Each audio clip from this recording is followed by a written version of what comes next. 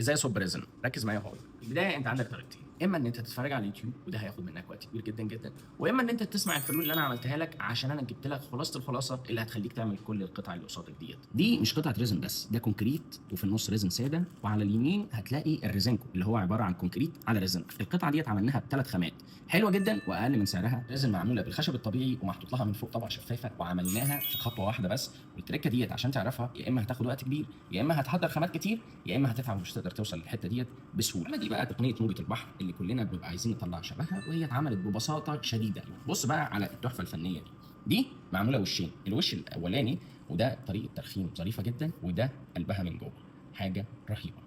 اما بقى القطعه ديت فهي معموله برضه بتقنيه ترخيم، وهي معموله عشان تبقى طقم على القطعه دي. ودي برضه معموله بتقنيه ترخيم مختلفه تماما ومطلعه الحلاوه اللي انت شايفها. اما دي بقى قطعه كونكريت، وانا عايزك تتفرج على كميه التفاصيل.